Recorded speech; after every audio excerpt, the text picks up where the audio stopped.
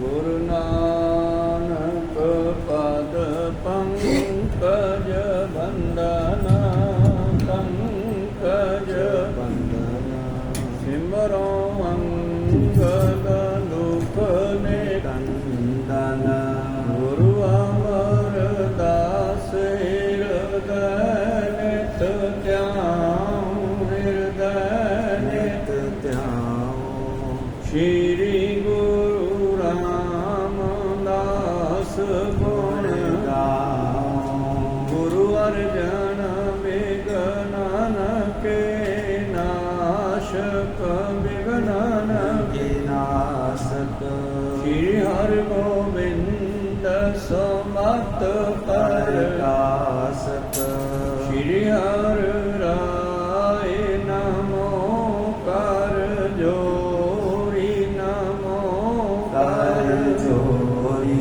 ਸ਼੍ਰੀ ਹਰਿ ਕ੍ਰਿਸ਼ਨ ਮਨਾਉ ਗੌਰੀ ਗੁਰੂ ਤੇਗ ਬਹਾਦਰ ਪਰਮ ਕਿਰਪਾਲਾ ਪਰਮ ਕਿਰਪਾਲਾ ਸ਼੍ਰੀ ਗੁਰੂ ਗੋਬਿੰਦ ਸਿੰਘ ਵਿਸਾਲਾ ਤਰੋ ਤਰਾ ਪਰ ਪੁਨ ਪੁਨ ਸੀਸਾ ਪੁਨ ਪੁਨ ਸੀਸਾ ਮੰਦੋ ਬਾਰ ਬਾਰ ਜਗਦੀਸਾ ਏਕ ਓੰਕਾਰਾ ਸਤਿਗੁਰੂ ਪ੍ਰਸਾਦ ਸਚ ਹੋਏ ਵਾਹਿਗੁਰੂ ਜੀ ਕੀ ਫਤਿਹ ਹੈ ਵਿਘਨ ਵਿਨਾਸ਼ਨ ਸੋਏ ਵਾਹਿਗੁਰੂ ਜੀ ਕੀ ਫਤਿਹ ਹੈ ਵਿਘਨ ਵਿਨਾਸ਼ਨ ਸੋਏ ਦੋਹਰਾ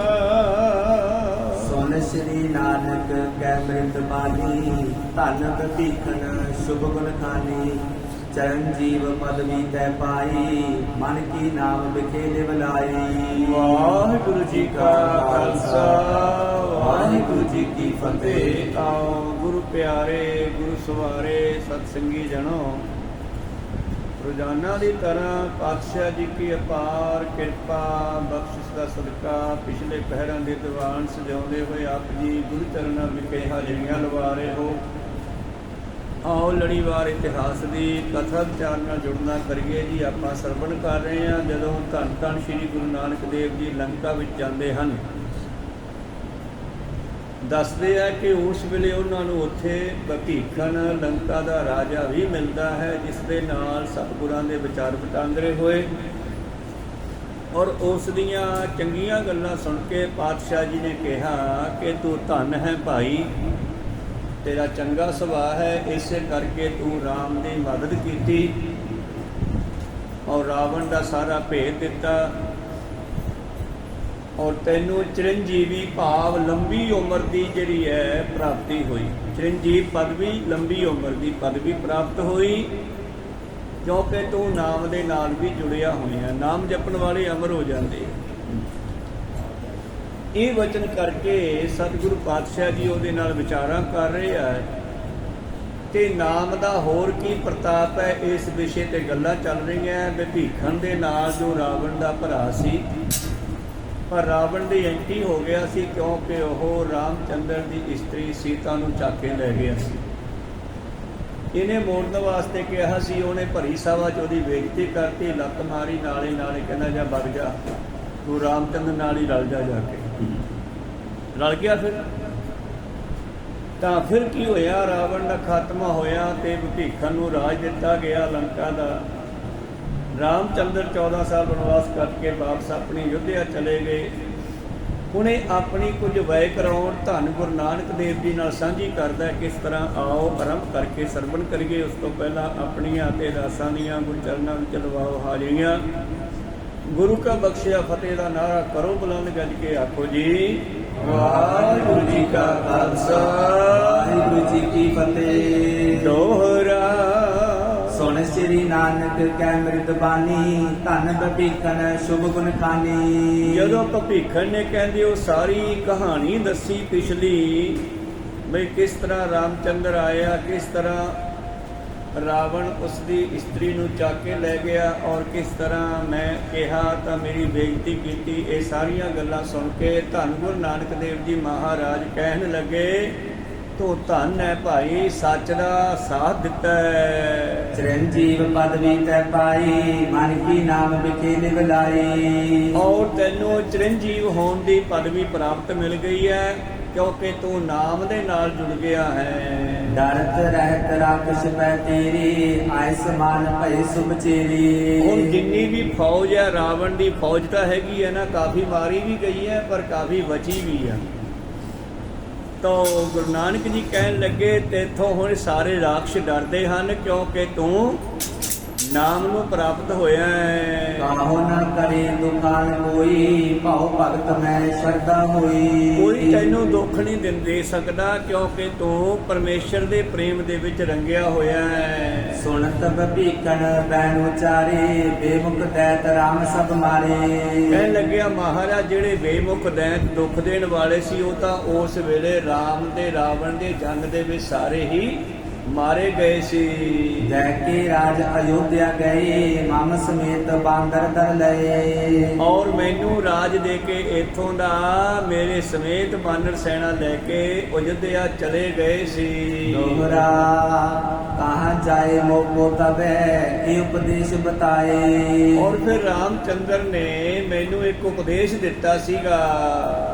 निमित मात्र अवतार तर, ईश्वर धरनी आए। ਭੀਖਣ ਸਮੇਂ ਸਮੇਂ ਤੇ ਰੱਬ ਦੇ ਨਿਮਿਤ ਅਵਤਾਰ ਆਉਂਦੇ ਰਹਿੰਦੇ ਆ ਸੰਤਾਂ ਦੇ ਰੂਪ 'ਚ। ਇਹ ਨਹੀਂ ਹੈ ਕਿ ਬਸ ਮੈਂ ਰਾਮ ਆ ਗਿਆ ਤੇ ਬਸ ਇਹ ਤੋਂ ਅੱਗੇ ਐਂਡ ਹੈ, ਨਹੀਂ। ਨਿਤ ਅਵਤਾਰ, ਨਿਮਿਤ ਅਵਤਾਰ ਇਹ ਸੰਸਾਰ ਵਿੱਚ ਸੰਤਾਂ ਦੇ ਰੂਪ ਦੇ ਵਿੱਚ ਆਉਂਦੇ ਰਹਿਣਗੇ ਦੁਨੀਆ ਤੇ।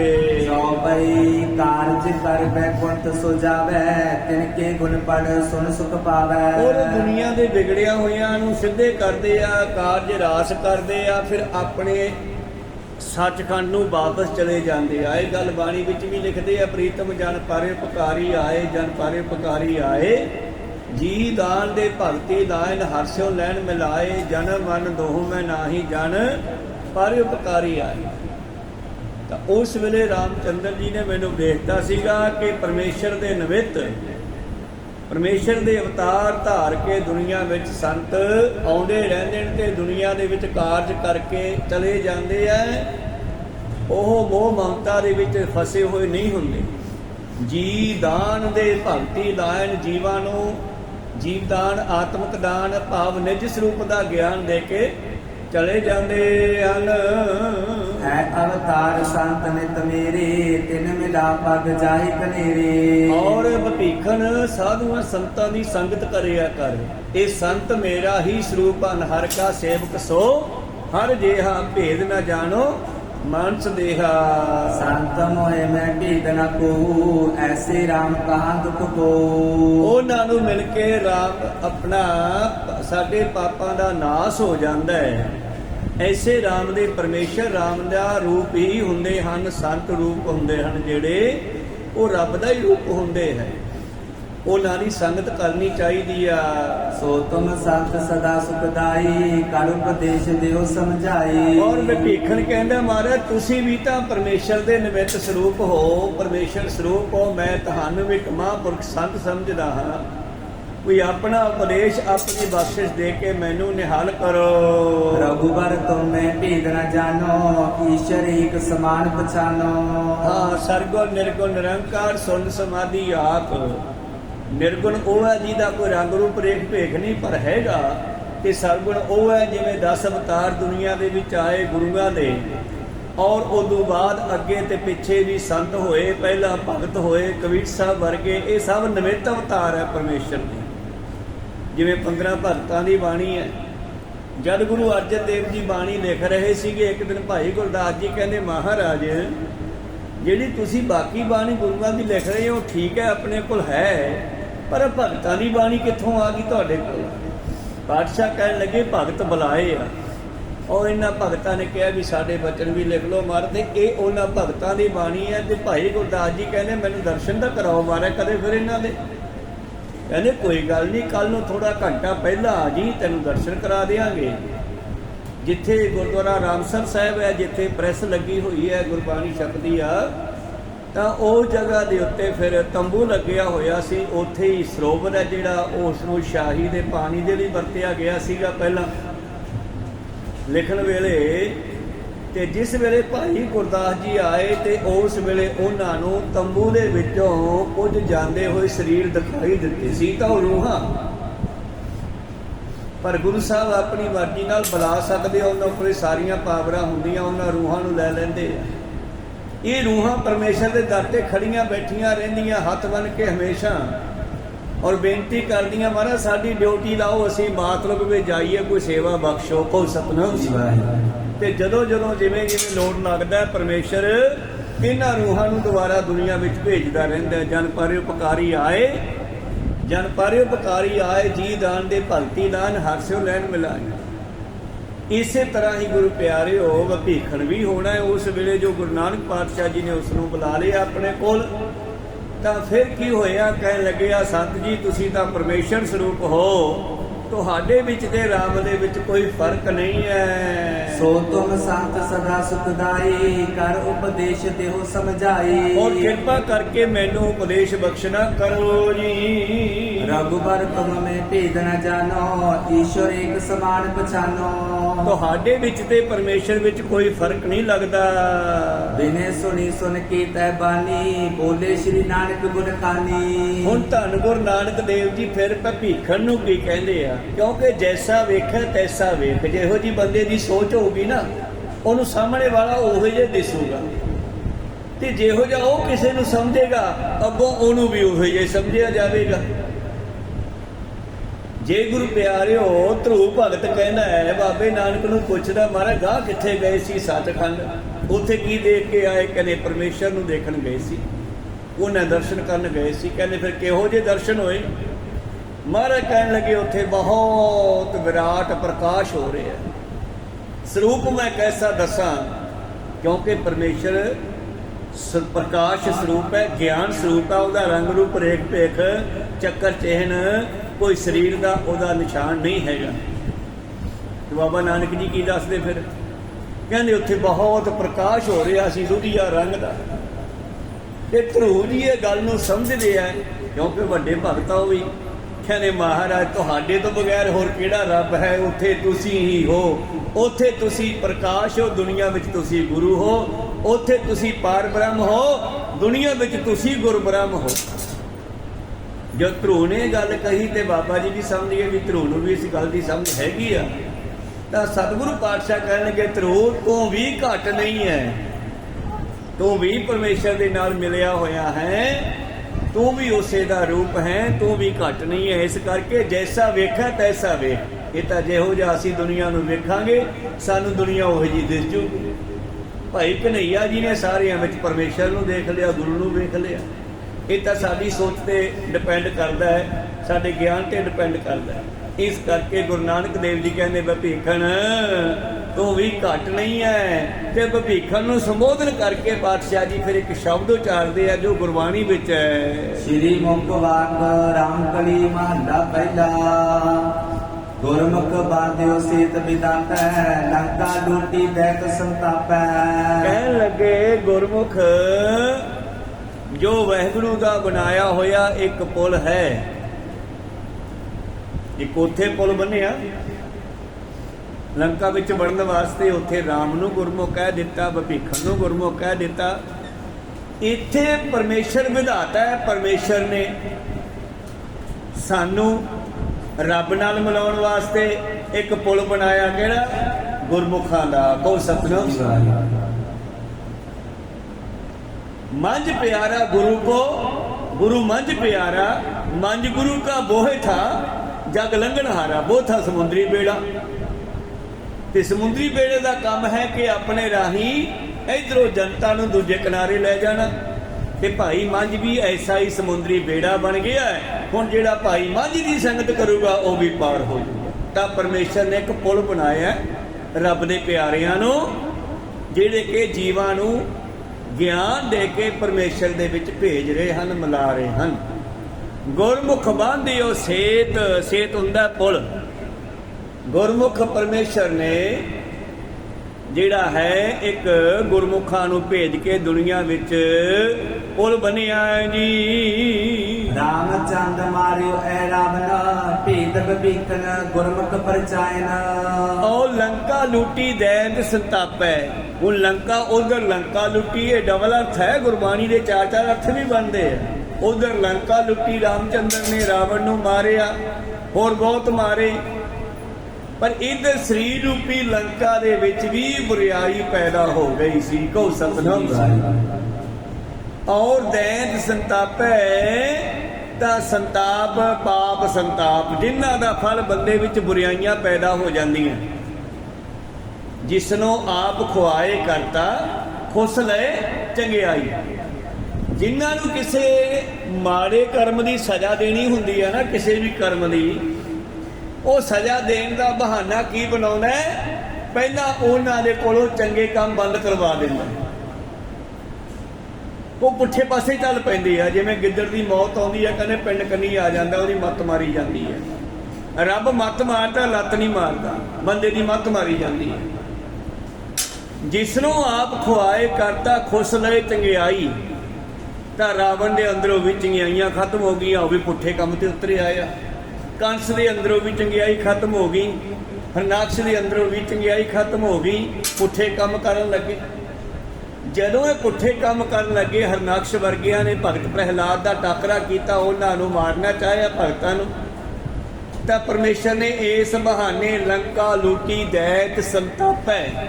ਇਹਨਾਂ ਸੰਤਾਪਾਂ ਪਾਪਾਂ ਦਾ ਫਲ ਜੋ ਸਰੀਰ ਦੇ ਵਿੱਚ ਬੁਰਾਈਆਂ ਪੈਦਾ ਹੋ ਗਈਆਂ ਸਨ, ਵਾਹਿਗੁਰੂ ਦੇ ਬਣਾਏ ਇਸ ਪੁਲ ਰਾਹੀਂ, ਗੁਰਮੁਖਾਂ ਦੀ ਸੰਗਤ ਰਾਹੀਂ ਅੰਦਰੋਂ ਬੁਰਾਈਆਂ ਨੂੰ ਮਾਰ ਦਿੱਤਾ ਹੈ। ਰਾਮਚੰਦ ਰਾਮਚੰਦ ਮਾਰਿਓ ਐ ਰਾਵਣ, ਭੇਦ ਬਭੀਖਨ ਗੁਰਮੁਖ ਪਰਚਾਇਨ। ਜਿਵੇਂ ਰਾਮਚੰਦ, ਇੱਥੇ ਇੱਕ ਤਾਂ ਰਾਮਚੰਦਰ ਹੋ ਗਿਆ ਦੁਸ਼ਰਤ ਦਾ ਪੁੱਤਰ, ਅਯੁੱਧਿਆ ਦਾ ਰਾਜਾ। ਇੱਥੇ ਰਾਮਚੰਦ, ਚੰਦ ਹੋ ਗਿਆ ਪ੍ਰਕਾਸ਼ ਤੇ ਰਾਮ ਹੋ ਗਿਆ ਪਰਮੇਸ਼ਰ। ਪਰਮੇਸ਼ਰ ਦੇ ਗਿਆਨ ਦੇ ਨਾਲ ਮਾਰਿਓ ਇਹ ਰਾਵਣ। ਇੱਕ ਤਾਂ ਇੱਧਰ ਰਾਵਣ ਮਾਰਿਆ, ਉੱਧਰ ਰਾਮਚੰਦਰ ਨੇ ਮਾਰਿਆ। ਇਹਦੇ ਵਿੱਚ ਇਹ ਰਾਵਣ ਮਤਲਬ ਹੰਕਾਰ ਪੈਦਾ ਹੋਇਆ ਸੀ, ਜਿਹੜਾ ਉਹ ਗੁਰੂ ਦੇ ਪਿਆਰਿਆਂ ਦੀ ਸੰਗਤ ਕਰਕੇ ਰਾਮਚੰਦ ਪਰਮੇਸ਼ਰ ਦੇ ਗਿਆਨ ਪ੍ਰਕਾਸ਼ ਦੇ ਨਾਲ ਮਾਰਿਓ ਇਹ ਰਾਵਣ, ਹੰਕਾਰ ਮਾਰ ਦਿੱਤਾ ਹੈ। ਭੇਦ ਭੀਖਨ ਗੁਰਮੁਖ ਪਰਚਾਇਨ। ਤੇ ਇਹਨਾਂ ਬੁਰਾਈਆਂ ਨੂੰ ਮਾਰਨ ਦਾ ਭੇਤ ਕਿਹਨੇ ਦਿੱਤਾ? ਗੁਰਮੁਖਾਂ ਨੇ, ਸੰਤਾਂ ਨੇ, ਰੱਬ ਦੇ ਪਿਆਰਿਆਂ ਨੇ। ਜਿਵੇਂ ਲੰਕਾ ਦੇ ਰਾਵਣ ਨੂੰ ਕਈ ਵਾਰੀ ਤੀਰ ਮਾਰੇ ਰਾਮਚੰਦਰ ਨੇ, ਉਹਦਾ ਸਿਰ ਵੱਢਦਾ, ਹੋਰ ਕਹਿੰਦੇ ਆ ਜਾਂਦਾ, ਜਿਵੇਂ ਕਹਾਣੀ ਬਣੀ ਹੋਈ ਆ। ਤੇ ਕਹਿੰਦੇ ਫੇਰ ਭੀਖਨ ਨੇ ਸਲਾਹ ਦਿੱਤੀ, ਮਹਾਰਾਜ ਇੱਕ ਤੀਰ ਆ, ਜੇ ਉਹ ਤੀਰ ਇਹਦੀ ਨਾਭੀ ਵਿੱਚ ਵੱਜੇ ਨਾ, ਫੇਰ ਇਹ ਖਤਮ ਹੋਵੇਗਾ। ਕਹਿੰਦੇ ਭੀਖਨ ਨੇ ਭੇਦ ਦਿੱਤਾ। ਇਸੇ ਤਰ੍ਹਾਂ ਹੀ ਸਾਡੇ ਹੰਕਾਰ ਨੂੰ ਮਾਰਨ ਦਾ ਭੇਦ ਗੁਰਮੁਖ ਸੰਤ ਭਗਤ ਗੁਰਬਾਣੀ ਇਹ ਦਿੰਦੀ ਹੈ। ਕੋ ਸਤਨਾਮ। ਰੱਬ ਦੇ ਪਿਆਰੇ ਦਿੰਦੇ ਹਨ ਕਿ ਅੰਦਰ ਪੰਜਾਂ ਵਿਕਾਰਾਂ ਨੂੰ ਕਿਵੇਂ ਮਾਰਿਆ ਜਾਵੇ। ਹਉ ਮੈਂ ਦੀਰਘ ਰੋਗ ਹੈ, ਦਾਰੂ ਪੀ ਸਮਾਹੇ, ਕਿਰਪਾ ਕਰੇ ਜੇ ਆਪਣੀ ਤਾਂ ਗੁਰ ਕਾ ਸ਼ਬਦ ਕਮਾਹੇ। ਹੁਣ ਉਧਰ ਲੰਕਾ ਦੇ ਵਿੱਚ ਰਾਮਚੰਦਰ ਮਾਰਿਆ, ਉਹਦਾ ਭੇਦ ਭੀਖਨ ਨੇ ਦਿੱਤਾ। ਇੱਥੇ ਭੀਖਨ ਦੇ ਨਾਲ ਗੁਰਮੁਖ ਵੀ ਲਿਖਤਾ, ਦੋਨੇ ਅਰਥ ਕਰਦੇ ਹਨ। ਇਧਰ ਭੀਖਨ ਨੇ ਭੇਜ ਦਿੱਤਾ ਰਾਮਚੰਦ ਨੂੰ, ਰਾਵਣ ਕਿਵੇਂ ਮਰੂਗਾ। ਇਧਰ ਗੁਰਮੁਖਾਂ ਨੇ ਸਿੱਖਾਂ ਨੂੰ ਭੇਜ ਦਿੱਤਾ ਕਿ ਜਿਹੜੇ ਪੰਜ ਵਿਕਾਰ ਹਨ, ਇਹ ਕਿਵੇਂ ਮਰਨਗੇ, ਕਿਵੇਂ ਇਹਨਾਂ ਨੂੰ ਖਤਮ ਕੀਤਾ ਜਾਵੇ ਜੀ। ਗੁਰਮੁਖ ਸਾਇਰ ਪਾਹਨ ਤਾਰੇ, ਗੁਰਮੁਖ ਕੋਟ 33 ਸੁਧਾਰੇ। ਇਸੇ ਤਰ੍ਹਾਂ ਹੀ ਪਾਤਸ਼ਾਹ ਜੀ ਕਹਿੰਦੇ ਗੁਰਮੁਖ ਸਾਇਰ। ਜਿਵੇਂ ਰਾਮਚੰਦਰ ਨੇ ਪੁਲ ਬਣਾਉਣ ਵਾਸਤੇ ਨਦੀ ਉੱਤੇ ਪੱਥਰ ਖੜਾ ਦਿੱਤੇ, ਤੈਰਨ ਲਾ ਦਿੱਤੇ, ਔਰ ਬਾਨਰ ਸੈਨਾ ਉਹਨਾਂ ਪੱਥਰਾਂ ਤੋਂ ਛਾਲਾਂ ਮਾਰਦੀ ਹੋਈ ਲੰਕਾ ਦੇ ਵਿੱਚ ਜਾ ਪਹੁੰਚੀ। ਉਸੇ ਤਰ੍ਹਾਂ ਹੀ ਕਹਿੰਦੇ ਸਤਿਗੁਰਾਂ ਨੇ, ਗੁਰਮੁਖਾਂ ਨੇ, ਰੱਬ ਦੇ ਪਿਆਰਿਆਂ ਨੇ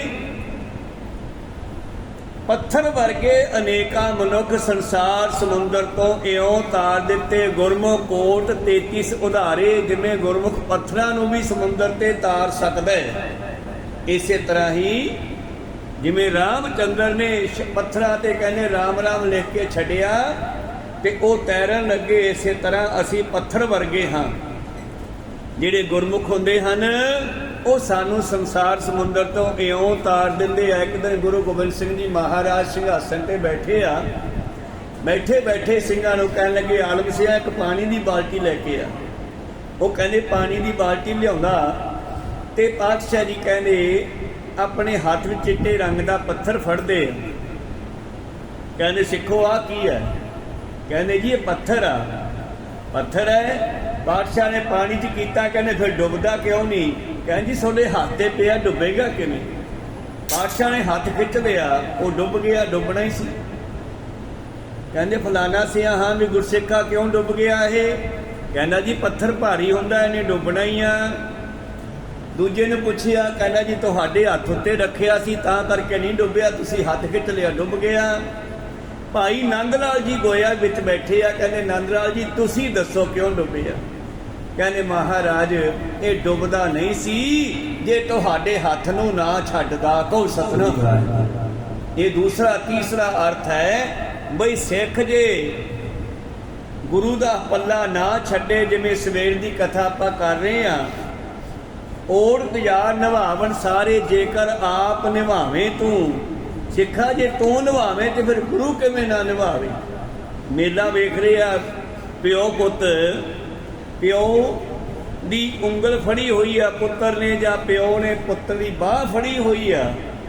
ਪਰ ਮੇਲੇ ਦੀਆਂ ਚੰਡੋਲਾ, ਮੇਲੇ ਦੀਆਂ ਖੇਡਾਂ, ਮੇਲੇ ਦੀ ਗੁਰੂ ਪਿਆਰੋ ਰੰਗ ਰਾਗ ਦੇਖ ਕੇ ਬੱਚਾ ਨਾ ਪਿਓ ਤੋਂ ਉਂਗਲ ਬਾਹ ਛਡਾ ਛਡਾ ਕੇ ਭੱਜਦਾ, ਪਰ ਪਿਓ ਨੂੰ ਪਤਾ ਭੀੜ 'ਚ ਗਵਾਚ ਜਾਊਗਾ। ਜਿੰਨਾ ਚਿਰ ਪਿਓ ਤਕੜੀ ਤਰ੍ਹਾਂ ਫੜੀ ਰੱਖਦਾ ਏ ਉਹ ਮੇਲਾ ਵੀ ਸੋਹਣਾ ਲੱਗਦਾ, ਮੇਲਾ ਵੇਖਦਾ ਰਹਿੰਦਾ ਨਾਲ ਪਿਓ ਦੀ ਉਂਗਲ ਫੜ ਕੇ। ਪਰ ਜਦੋਂ ਮੇਲੇ ਦੇ ਵਿੱਚ ਖਿੰਡ ਜਾਂਦਾ, ਮੇਲੇ ਦੇ ਵਿੱਚ ਭੱਜ ਜਾਂਦਾ ਉਂਗਲ ਛੱਡ ਕੇ, ਪਿਓ ਗਵਾਚ ਜਾਂਦਾ, ਫਿਰ ਉਹੀ ਮੇਲਾ ਦੁਖਦਾਈ ਹੋ ਜਾਂਦਾ। ਕੋ ਸਤਿਨਾਮ। ਇਸੇ ਤਰ੍ਹਾਂ ਹੀ ਜੇ ਅਸੀਂ ਗੁਰੂ ਦੀ ਬਾਹ ਫੜ ਕੇ, ਗੁਰੂ ਦਾ ਪੱਲਾ ਫੜ ਕੇ ਦੁਨੀਆ ਦੇ ਮੇਲੇ ਨੂੰ ਦੇਖੀਏ ਤਾਂ ਦੁਨੀਆ ਸੋਹਣੀ ਲੱਗਦੀ ਹੈ, ਪਰ ਜਦੋਂ ਗੁਰੂ ਦਾ ਪੱਲਾ ਛੁੱਟ ਜਾਂਦਾ ਹੈ ਤੇ ਫਿਰ ਇਹੀ ਦੁਨੀਆ ਦੁਖਦਾਈ ਹੋ ਜਾਂਦੀ ਹੈ। ਭਾਈ ਨੰਦ ਲਾਲ ਜੀ ਗੋਇਆ ਕਹਿੰਦੇ ਮਹਾਰਾਜ ਇਹ ਪੱਥਰ ਵੀ ਤੈਰ ਜਾਂਦਾ, ਡੁੱਬਦਾ ਨਹੀਂ ਸੀ ਜੇ ਤੁਹਾਡਾ ਹੱਥ ਨਾ ਛੱਡਤਾ। ਇਹਨੇ ਤੁਹਾਡਾ ਹੱਥ ਛੱਡ ਦਿੱਤਾ, ਇਸ ਕਰਕੇ ਡੁੱਬਿਆ ਹੈ। ਮੇਰੇ ਪ੍ਰੀਤਮ ਜੀ ਕਹਿੰਦੇ ਗੁਰਮੁਖ ਸਾਇਰ, ਗੁਰਮੁਖ ਸਾਇਰ ਪਾਨ ਤਾਰੇ, ਗੁਰਮੁਖ ਕੋਟ ਤੇ ਸੁਧਾਰੇ। ਇਉਂ ਗੁਰਮੁਖਾਂ ਨੇ, ਸੰਤਾਂ ਨੇ ਵੀ, ਸੰਤ ਵੀ ਇੱਕ ਪੁਲ ਬਣਾਏ ਆ, ਪਰਮੇਸ਼ਰ ਦੇ ਪੁਲ ਹਨ ਇਹ। ਤੇ ਗੁਰਬਾਣੀ ਜਿਹੜੀ ਹੈ ਇਹ ਚਲਦੀ ਫਿਰਦੀ ਗੰਗਾ ਸਾਰੇ ਸੰਸਾਰ 'ਚ ਫੈਲੀ ਹੋਈ ਆ। ਉਹ ਗੰਗਾ ਤਾਂ ਥੋੜੇ ਥਾਂ 'ਚੋਂ ਟੱਪਦੀ ਹੈ, ਦੋ ਕਿਨਾਰਿਆਂ ਵਿੱਚੋਂ ਦੀ ਜਿੱਥੋਂ ਦੀ ਟੱਪਦੀ ਆ, ਲੋਕ ਉੱਥੇ ਜਾ ਕੇ ਇਸ਼ਨਾਨ ਕਰਦੇ ਆ। ਪਰ ਇਹ ਗੁਰੂ ਨਾਨਕ ਦੀ ਚਲਾਈ ਗੰਗਾ ਜਿਹੜੀ ਆ ਆਲ ਵਰਲਡ ਵਿੱਚ ਫੈਲ ਚੁੱਕੀ ਆ। ਕਹੋ ਸਤਿਨਾਮ। ਜਿੱਥੋਂ ਮਰਜੀ ਗੁਰੂ ਘਰ ਦੇ ਪੱਤਣ ਤੋਂ ਵੜ ਕੇ ਇਸ ਗੁਰਬਾਣੀ ਦੇ ਗੰਗਾ ਵਿੱਚ ਇਸ਼ਨਾਨ ਕਰਕੇ ਆਪਣੇ ਆਪ ਨੂੰ ਸਾਫ਼ ਕੀਤਾ ਜਾ ਸਕਦਾ ਹੈ। ਭਰੀਆ ਮਤ ਪਾਪਾ ਕੈ ਸੰਗੋ ਧੋਪੈ, ਨਾਵੇਂ ਕੈ ਰੰਗ। ਮੇਰੇ ਪ੍ਰੀਤਮ ਜੀ ਕਹਿੰਦੇ, ਸਤਿਗੁਰੂ ਨਾਨਕ ਦੇਵ ਜੀ ਕਹਿਣ ਲੱਗੇ ਭਪੀਖਣ ਚੌਪਈ ਸ੍ਰੀ ਗੁਰ ਭਣੇ ਭਪੀਖਣ ਸੁਣੀਐ, ਆਗੇ ਹੀ ਗੁਰਮੁਖ ਮਨ ਗੁਣੀਐ। ਭਾਈ ਭਪੀਖਣ ਤੈਨੂੰ ਕੀ ਗਿਆਨ ਦੇਣਾ ਹੈ? ਤੂੰ ਤਾਂ ਪਹਿਲਾਂ ਹੀ ਗਿਆਨੀ ਹੈ, ਗੁਰਮੁਖ ਹੈ। ਭੇਦ ਆਏ ਦੀਨੋ ਸ਼੍ਰੀ ਰਾਮੋ, ਰਾਵਣ ਮਾਰ ਕਰੇ ਸਭ ਕਾਮੋ। ਤੂੰ ਰਾਮਚੰਦਰ ਨੂੰ ਰਾਵਣ ਰੂਪੀ ਹੰਕਾਰੀ ਲੋਕਾਂ ਨੂੰ ਮਾਰਨ ਦਾ ਭੇਤ ਦਿੱਤਾ, ਔਰ ਰਾਵਣ ਮਾਰ ਕੇ ਰਾਮਚੰਦਰ ਨੇ ਸਾਰੇ ਕਾਰਜ ਕੀਤੇ। ਗੁਰ ਕੇ ਸ਼ਬਦ ਰਾਮ ਵਿਚਾਰੇ, ਸਿੰਧ ਵਿਖੇ ਪਾਨ ਬਟਤਾਰੇ। ਤੇ ਜਿਨ੍ਹਾਂ ਨੇ ਗੁਰੂ ਦੇ ਸ਼ਬਦ ਨੂੰ ਵਿਚਾਰ ਲਿਆ ਉਹ ਵੀ ਸੰਸਾਰ ਸਮੁੰਦਰ ਤੋਂ ਪੱਥਰਾਂ ਦੀ ਤਰ੍ਹਾਂ ਤਾਰ ਦਿੱਤੇ। ਸਤਿਗੁਰ ਸ਼ਬਦ ਸਭਨ ਤੇ ਬੜੋ, 33 ਕੋਟ ਸੁਰਨ ਕੋ ਛੜੋ। ਤੂੰ 33 ਕਰੋੜ ਦੇਵਤਿਆਂ ਦੀ ਕਿਆ ਗੱਲ ਕਰਦਾ ਹੈ? ਗੁਰੂ ਦਾ ਸ਼ਬਦ ਉਹਨਾਂ ਤੋਂ ਵੀ ਵੱਡਾ ਹੈ ਸੰਸਾਰ ਸਮੁੰਦਰ ਤੋਂ ਪਾਰ ਕਰਨ ਲਈ। ਸਤਿਗੁਰ ਸ਼ਬਦ ਹਿਰਦੇ ਵਿਚਾਰੋ, ਇਹ ਉਪਦੇਸ਼ ਹਮਾਰੋ ਧਾਰੋ। ਜੇ ਸਾਡਾ ਉਪਦੇਸ਼ ਤੂੰ ਮੰਗਣਾ ਹੈ ਤੇ ਜਿਹੜਾ ਮੇਰੇ ਪਰਮੇਸ਼ਰ ਨੇ ਗੁਰੂ ਨੇ ਬਚਨ ਦਿੱਤਾ ਹੈ ਉਹ ਤੂੰ ਜਪ ਲਿਆ ਕਰ ਭਾਈ, ਸਤਨਾਮ ਦਾ ਜਾਪ ਕਰਿਆ ਕਰ। ਇਹ ਸਾਡੇ ਉਪਦੇਸ਼ ਨੂੰ ਧਾਰਨ ਕਰ ਲੈ। ਸੁਪਨ ਸਮਾਨ ਜਗਤ ਕੋ ਜਾਨੋ, ਏਕ ਆਤਮਾ ਸਰਬ ਪਛਾਨੋ। ਸੰਸਾਰ ਨੂੰ ਸੁਪਨੇ ਦੀ ਨਿਆਈ ਖਤਮ ਹੋਣ ਵਾਲਾ ਸਮਝੋ, ਤੇ ਸਾਰਿਆਂ ਵਿੱਚ ਇੱਕ ਆਤਮਾ ਨੂੰ ਪਛਾਨਣਾ ਕਰੋ ਦੋਹਰਾ। ਸੰਤਨ ਕੀ ਸੰਗਤ ਕਰੋ ਸੁਖ ਜਿਸਮੇ ਦਿਨ ਰਹਿਣਾ। ਪਰਮੇਸ਼ਰ ਦੇ ਪਿਆਰਿਆਂ ਦੀ ਸੰਗਤ ਕਰੋ ਹਮੇਸ਼ਾ, ਇਹਦੇ ਵਿੱਚ ਹੀ ਸੁੱਖ ਹੈ। ਏਕੋ ਇਹ ਉਪਦੇਸ਼ ਹੈ ਮਹਾ ਹਕੀਕਤ ਦੈਨਾ। ਇਹਦੇ ਉੱਤੇ ਹੋਰ ਕੀ ਉਪਦੇਸ਼ ਹੋ ਸਕਦਾ ਹੈ? ਵੱਡੇ ਵੱਡੇ ਪਾਪੀਆਂ ਨੂੰ ਸਾਧੂਆਂ ਦੀ ਸੰਗਤ ਹੀ ਤਾਰਦੀ ਹੈ। ਪ੍ਰੀਤਮ ਦਾ ਬਚਨ ਹੈ, ਪਸ਼ੂ ਪ੍ਰੇਤ ਮੁਗਧ ਕੋ ਤਾਰੇ, ਪਾਹਣ ਪਾਰ ਉਤਾਰੇ, ਨਾਨਕ ਦਾਸ ਤੇਰੀ ਸ਼ਰਨਾਈ ਸਦਾ ਸਦਾ ਬਲਿਹਾਰੇ।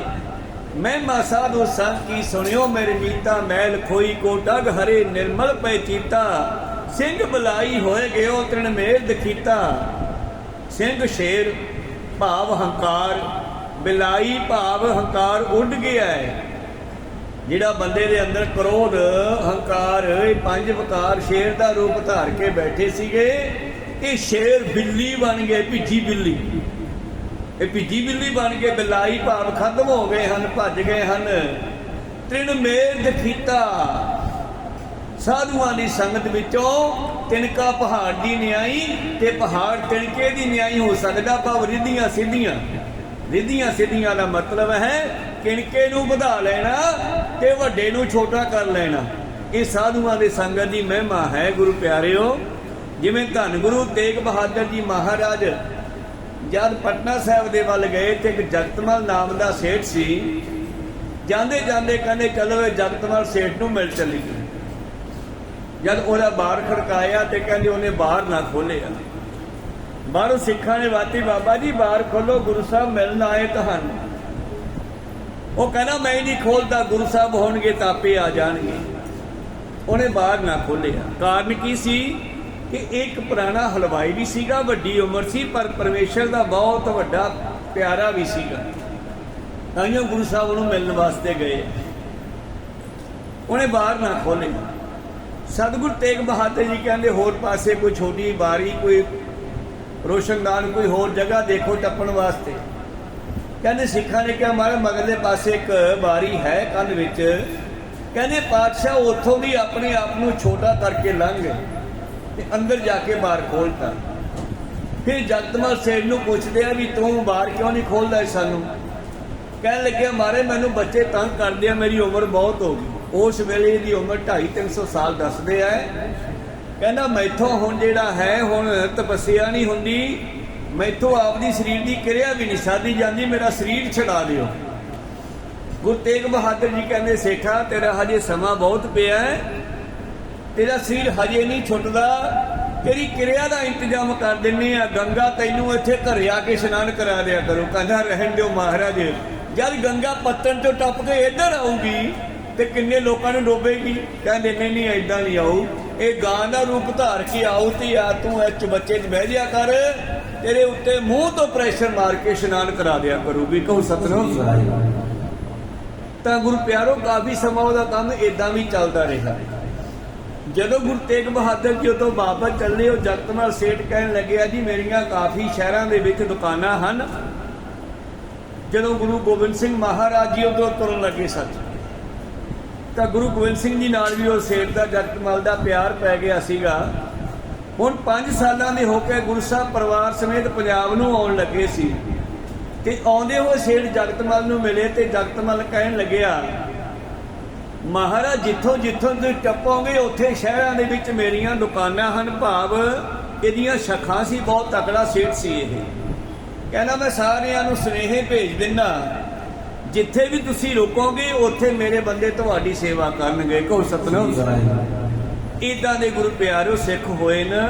ਮੈਂ ਰੀਤੀ ਸਿੱਧੀ ਦੀ ਗੱਲ ਕਰਦਾ ਸੀਗਾ ਬਈ ਕਿਣਕੇ ਤੋਂ ਪਹਾੜ ਤੇ ਪਹਾੜ ਤੋਂ ਕਿਣਕਾ ਬਣਾ ਲੈਣਾ, ਇਹ ਜਿਹੜਾ ਹੈ ਗੁਰੂ ਪਿਆਰਿਓ ਗੁਰਮੁਖਾਂ ਦੇ ਅੰਦਰ ਪਾਵਰ ਆ ਜਾਂਦੀ ਹੈ। ਚੌਪਈ ਤੇ ਚਿਨ ਬੋਲ ਉਠਿਓ ਮਰਦਾਨਾ, ਸੁਣਿਓ ਸੋ ਰਹੇ ਇਹ ਅਨੁਮਾਨਾ।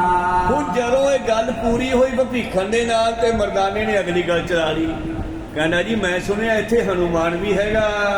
ਤਿਸੇ ਦਿਖਾਵੋ ਸ਼੍ਰੀ ਪ੍ਰਭ ਅਭੀ, ਸੁਣਤ ਭੀਖਣ ਬੋਲਿਓ ਤਭੀ। ਉਹਦੇ ਵੀ ਦਰਸ਼ਨ ਕਰਾ ਦਿਓ ਸਾਨੂੰ। ਤਾਂ ਭੀਖਣ ਕਹਿਣ ਲੱਗਿਆ ਰਾਵਣ ਕੋਸਲ ਜਹਾਮਾਨਾ, ਅਬ ਬੈਠੀ ਉਤੈ ਤਾ ਹਨੂਮਾਨਾ। ਕਹਿਣ ਲੱਗਿਆ ਮਹਾਰਾਜ ਰਾਵਣ ਜਿਹੜਾ ਆਪਣਾ ਹਨੂਮਾਨ ਜਿਹੜਾ ਹੈ ਨਾ ਉਹ ਰਾਵਣ ਦੀ ਚਿਖਾ ਤੇ ਬੈਠਾ, ਕਹਿੰਦਾ ਹੁਣ ਇਹਨੂੰ ਉੱਠਣ ਨਹੀਂ ਦੇਣਾ, ਇੱਥੋਂ ਹੰਕਾਰ ਨੂੰ ਦੁਆਰੇ ਪ੍ਰਗਟ ਨਹੀਂ ਹੋਣ ਦੇਣਾ। ਤੇ ਹਨੂਮਾਨ ਕੌਣ ਹੈ? ਪਾਵਨ ਪੁੱਤਰ, ਸ਼ਬਦ ਗੁਰੂ। ਤੇ ਜੇ ਅੰਦਰ ਸ਼ਬਦ ਚੱਲਦਾ ਰਹੇ ਤੇ ਹਨੂਮਾਨ ਉੱਥੇ ਆਪਣਾ ਰਾਵਣ ਉੱਥੇ ਦੱਬਿਆ ਰਹੂਗਾ, ਉੱਠ ਨਹੀਂ ਸਕਦਾ। ਕਹੋ ਸਤਨਾਮ। ਇਹ ਤਾਂ ਅੰਦਰਲੀ ਕਹਾਣੀ ਹੈ।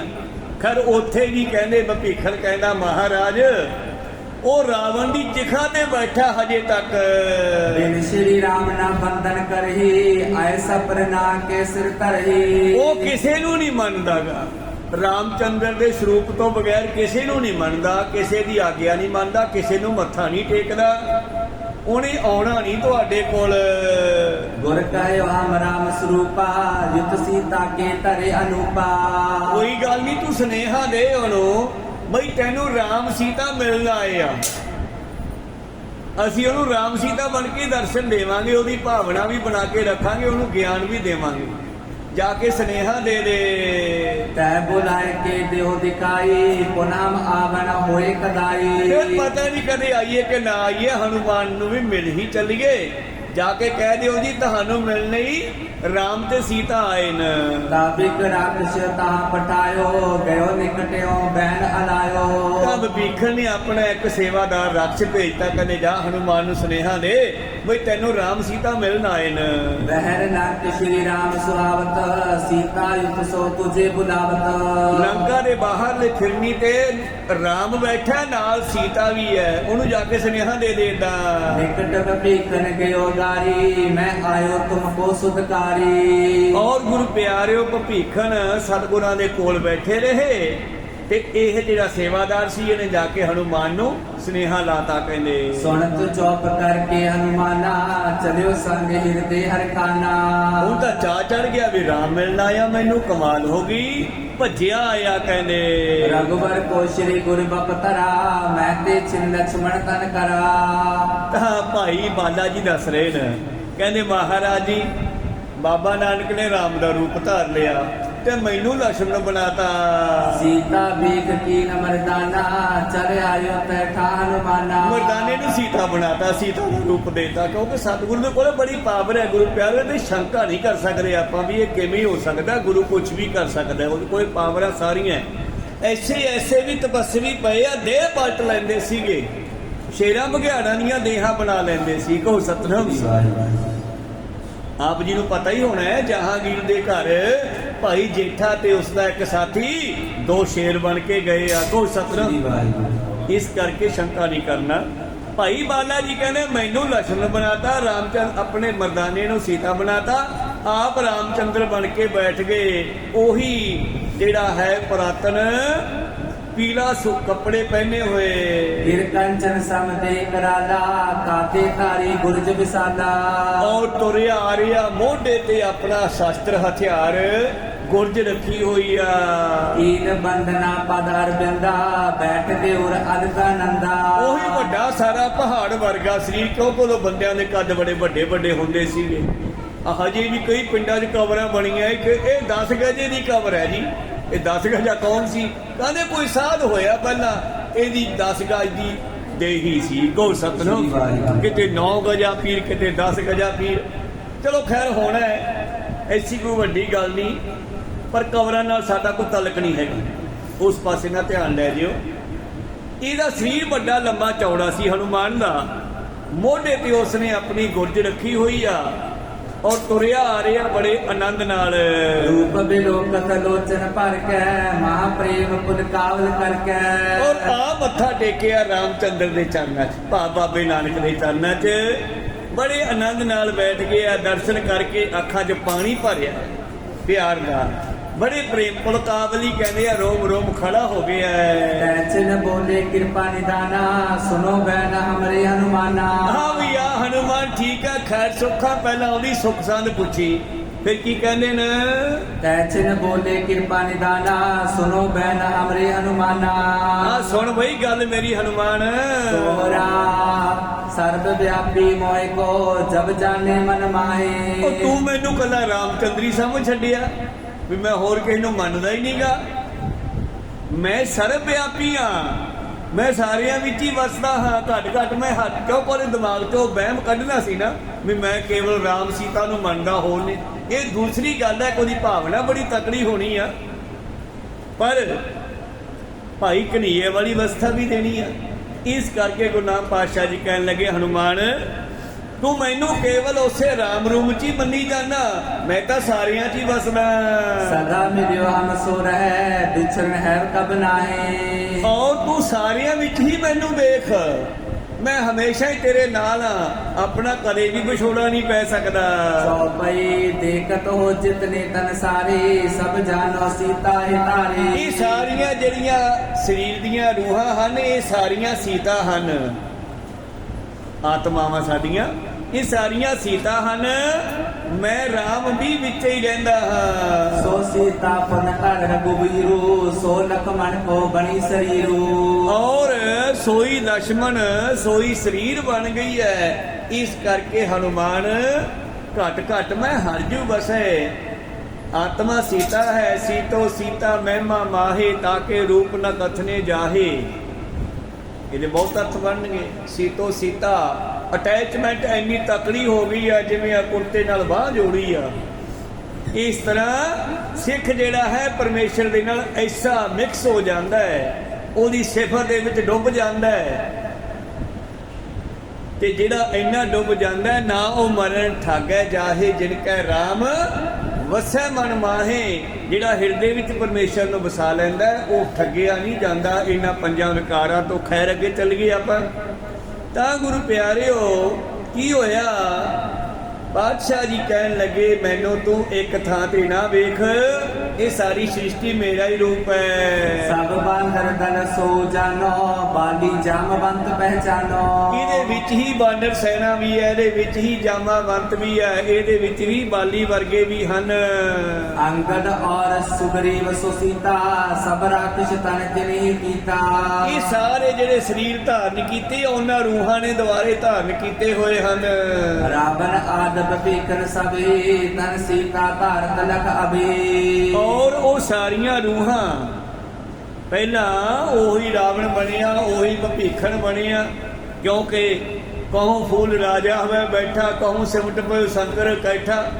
ਸਗਰੀ ਸ਼ੇਤ ਦਿਖਾਏ ਅਚੰਭਵ ਆਦ ਜੁਗਾਦ ਸਰੂਪ ਸੁਅੰਭਵ। ਤੂੰ ਬੜਾ ਅਨੋਖਾ ਹੈ, ਦੁਨੀਆ ਨੂੰ ਬੜਾ ਹੈਰਾਨ ਕਰਦਾ ਯਾਰ। ਕਿਤੇ ਤਾਂ ਫੁੱਲ ਕੇ ਰਾਜਾ ਬਣਿਆ ਬੈਠਾ, ਕਿਤੇ ਨੀਵੀਂ ਜੀ ਪਾ ਕੇ ਸਮਾਧੀ ਸ਼ੰਭੂ ਬਣਿਆ ਬੈਠਾ।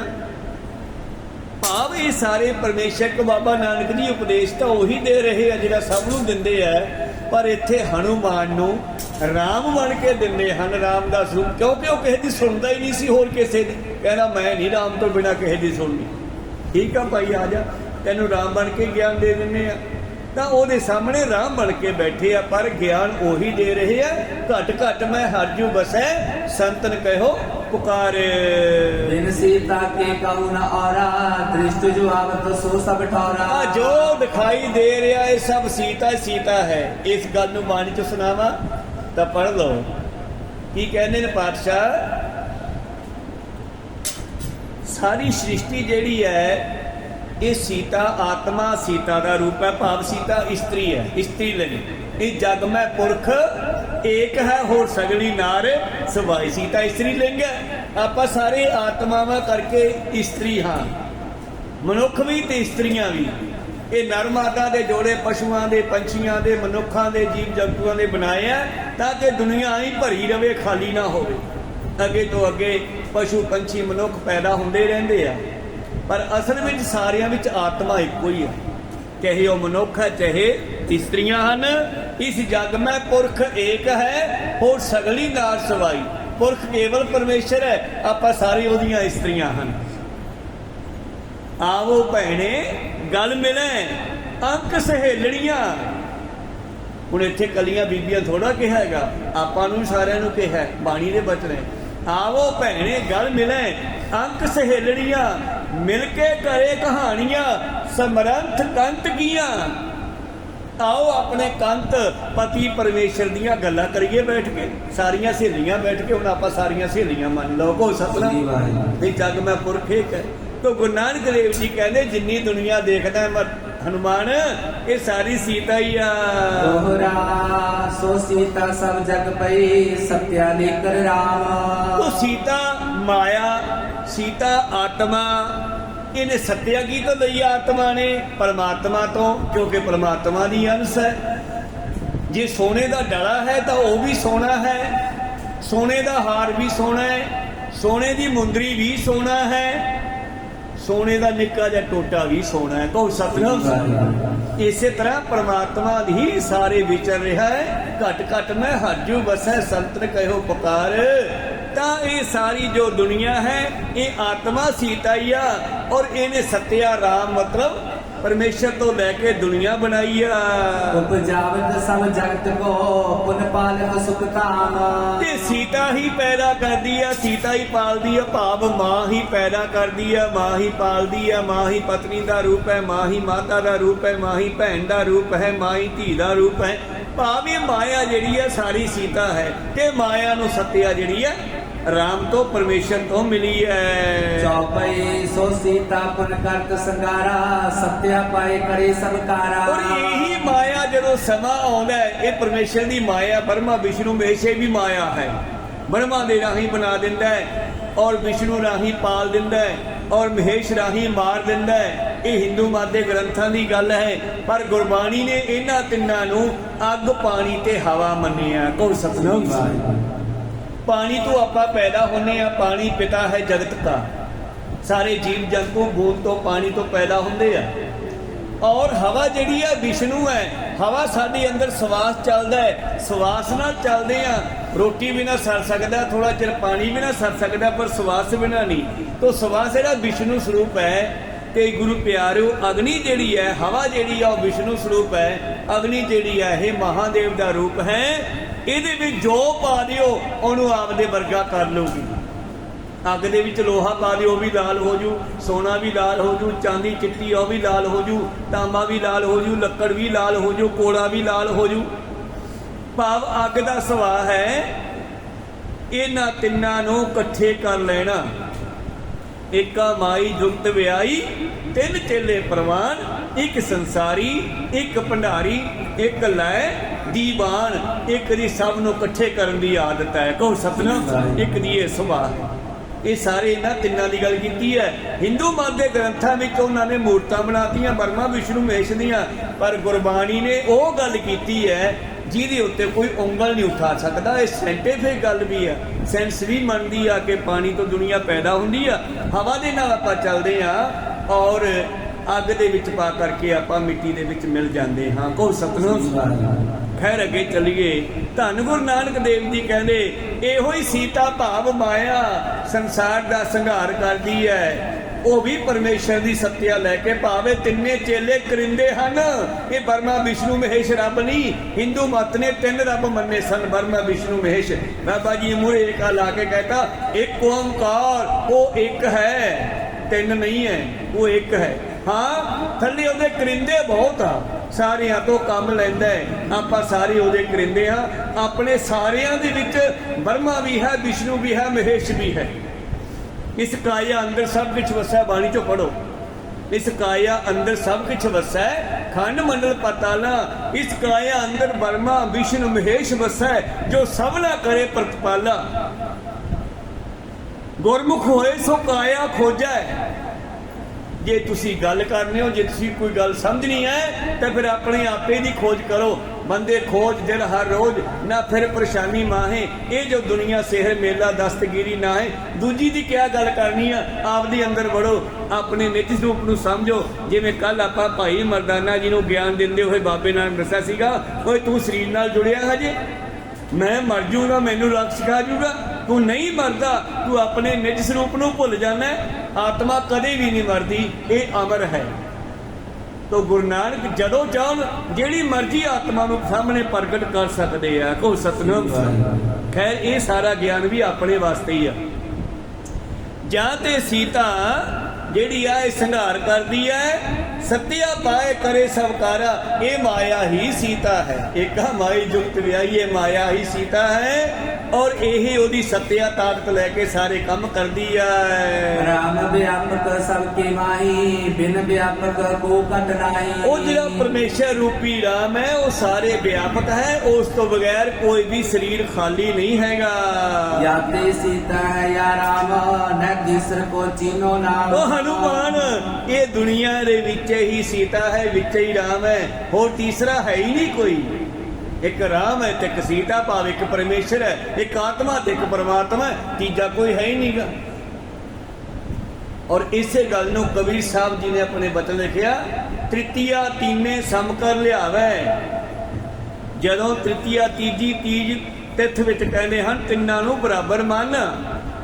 तृतीया तीने सम कर लियावे, आनंद मूल परम पद पावे। ਤਿੰਨ कौन है? इत्थे भी आपां ਤਿੰਨ जने ही आ, चौथा है ही नहीं। एक गुरु, दूजी संगत, तीसरा परमेश्वर। नंबर एक गुरु ग्रंथ साहब, एक बोलण वाला ते एक सुनने वाले। इत्थे ਤਿੰਨ किहड़े ने? सुनना, देखना ते बोलना, इन्हां तिन्नां नूं बराबर कर ला। जो मूँह नाल वाहिगुरू कह रहे हैं वो अपने ਕੰਨਾਂ ਨਾਲ सुन ते अपनी अखां नाल ਉਹਨੂੰ ਵੇਖ। ਭਾਵੇਂ नहीं दिसदा ਸਵਾਸ, पर देखण ਦੀ कोशिश कर। वाह गुरु वाह गुरु वाह गुरु वाह गुरु। ਜਦੋਂ ਜਾਪ ਕਰਾਂਗੇ ਤਾਂ ਆਪਣੀਆਂ ਅੱਖਾਂ ਨੂੰ ਸਵਾਸਾਂ ਤੇ ਲਾਓ, ਕੰਨਾਂ ਨਾਲ ਬੋਲਿਆ ਹੋਇਆ ਵਾਹਿਗੁਰੂ ਸੁਣੋ, ਇਹਨਾਂ ਤਿੰਨਾਂ ਨੂੰ ਇਕੱਠੇ ਕਰ ਲਓ, ਲੋ ਤੁਹਾਡੇ ਅੰਦਰ ਆਨੰਦ ਬਣਨਾ ਸ਼ੁਰੂ ਹੋ ਜਾਊਗਾ।